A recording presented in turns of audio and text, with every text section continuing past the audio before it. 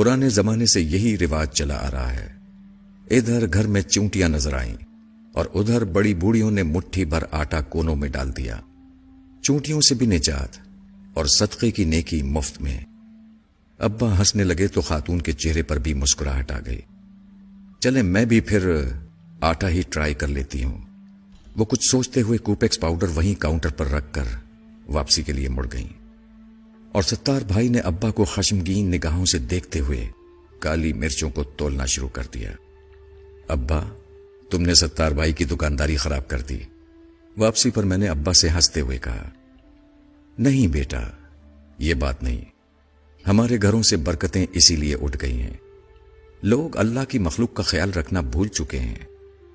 پہلے کسی گھر کے سامنے کتا بھی آ کر بیٹھ جاتا تھا تو گھر کی خواتین اس کے سامنے بھی کچھ نہ کچھ بچا کھچا سالن روٹی رکھ دیا کرتی تھی، مگر اب ایسا نہیں ہوتا، کیونکہ اب روٹیاں بھی گن کر پکائی جاتی ہیں۔ برکتیں کہاں سے آئیں گی پھر؟ اس قوم پر بام نہ گریں، زلزلے نہ آئیں، سیلاب نہ آئے تو اور کیا ہو۔ ابا تاسف کے اظہار کے ساتھ ساتھ مجھے آسان زندگی کے گر سمجھانے کی کوشش بھی کر رہے تھے۔ عرصہ گزر گیا، میں بھی اس واقعے کو بھول گیا۔ پھر ایک دن بڑے بھائی جان کے ہاں جانا ہوا۔ ابھی ڈور بیل بجانے ہی لگا تھا کہ چڑیوں کے جھنڈ کے اڑنے کی زوردار آواز کانوں میں پڑی۔ چونک کر اوپر دیکھا تو پتہ چلا کہ مین گیٹ کے دونوں جانب مٹی کے کنڈے رکھے تھے، اور ان کنڈوں سے چند لمحے قبل یقیناً وہ چڑیا دانہ چگ رہی تھیں، اور اب میری آمد سے ڈر کر انہوں نے اڑان بھری تھی، مگر ابھی بھی وہ اڑ کر دور نہیں گئی تھیں، بلکہ اوپری منڈیر پر ادھر ادھر پھدک کر میرے جانے کا انتظار کر رہی تھیں۔ بھتیجی نے دروازہ کھولا تو میں اندر داخل ہو گیا۔ یہ کیا، اتنی ساری چڑیاں؟ میں نے سلام کے بعد خوشگوار حیرت سے بھابھی سے پوچھا، جو کچن کی کھڑکی سے کھانا پکاتے ہوئے مجھے دیکھ کر مسکرا رہی تھی۔ تمہارے بھائی جان نے رکھے ہیں یہ کنڈے لا کر چڑیوں کے دانے کے لیے؟ وہ معنی خیز انداز میں بڑی بھتیجی کو دیکھ کر مسکرائیں تو مجھے اچنبھا سا محسوس ہوا۔ شام کو بھائی جان آئے تو مجھ سے رہا نہ کیا۔ بھائی جان، یہ چڑیوں کے لیے دانہ رکھنے کی کوئی خاص وجہ ہے کیا؟ نہیں، بس ایسے ہی، اچھا ہوتا ہے، صدقہ دیتے رہنا چاہیے۔ بھائی جان نے آہستہ سے سمجھایا، یہ بہت ضروری ہوتا ہے، خصوصاً جس گھر میں بیٹیاں ہوں۔ پھر بتانے لگے کہ کسی بزرگ کے پاس ایک شخص نے آ کر بتایا کہ وہ غریب آدمی ہے اور پریشان ہے کہ اپنی جوان بیٹیوں کی شادی کس طرح کر پائے گا، کیونکہ غربت کی وجہ سے کوئی اس کی بیٹیوں سے شادی کرنے کو تیار نہیں۔ بزرگ نے مشورہ دیا کہ روز 200 بھوکوں کو کھانا کھلاؤ، تمہارا مسئلہ حل ہو جائے گا۔ غریب آدمی مارے احترام کے بزرگ کو تو کچھ نہ بول پایا، البتہ آستانے سے باہر آ کر زارو قطار رونے لگا۔ پاس سے گزرتے ہوئے کسی دانا نے پوچھا، روتے کیوں ہو؟ غریب نے جواب دیا، غربت نے پہلے ہی مار مار کر ادموا کیا ہوا ہے، اور سرکار نے فرمایا ہے کہ روز 200 بھوکوں کو کھانا کھلاؤ، تب بیٹیوں کی شادی ممکن ہوگی۔ دانا آدمی مسکرا کر بولا، بھلے آدمی، بھوکا کیا صرف انسان ہوتا ہے؟ اللہ کی مخلوق چھوٹی ہو یا بڑی، بھوک تو سب کو ستاتی ہے۔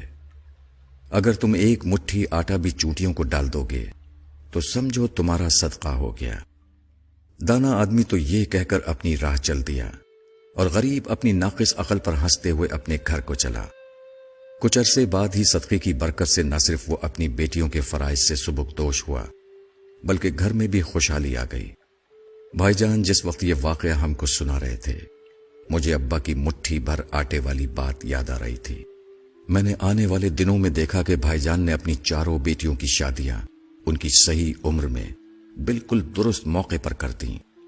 شاید اسی لیے جب میں نے اپنا گھر لیا تو سب سے پہلے اپنے دروازے کے پاس چڑیوں کے لیے دانہ رکھ دیا۔ کئی بار گھر بدلا، ہر بار یہ چڑیا، کبوتر اور کوے میرے رزق کی آسانیوں کا سبب بنتے رہے۔ بیماریاں بھی آئیں، پریشانیوں نے بھی گھیرا تنگ کرنے کی کوشش کی، مگر ہمیشہ یہ پرندے مجھے آسرا دیتے رہے۔ ان مال عسر یسرا کہ مانے سمجھاتے رہے، اللہ رب العزت کی بڑائی کا یقین دلاتے رہے۔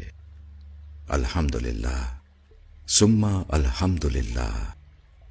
میں نے آج تک اپنے بچوں کا بہتا خون نہیں دیکھا، انہیں کسی تکلیف سے تڑپتے نہیں دیکھا۔ ایک وقت ایسا بھی آیا جب میرے گھر کا سب سے بڑا مسئلہ یہ تھا کہ ہماری مرغی کڑک ہو جانے کے باوجود انڈوں پر کیوں نہیں بیٹھ رہی ہے، اور یہ وہ دور تھا جب میرا گھر کبوتروں والا گھر کے نام سے مشہور ہو چکا تھا۔ یقین مانیے کہ یہ تمام باتیں اس لیے نہیں لکھی ہیں کہ نعوذ باللہ میں اپنی نیکیوں کا پرچار کرنا چاہتا تھا، بلکہ میں اس راز کو کھول کر بیان کرنا چاہتا ہوں جو سوال کی صورت میں مجھ سے اکثر کیا جاتا ہے کہ آخر کیسے گزارا کر لیتے ہو، ہم سے تو نہیں ہوتا۔ میں نے اپنی زندگی کو اسی ننھی مخلوق کی خدمت کر کے آسان بنایا ہے۔ تمام بڑائیاں اس رب کے لیے جس نے مجھے اس قابل بنایا کہ میں یہ کر سکوں۔ اللہ ہم سب کو صدقات کی توفیق عطا فرمائے، آمین۔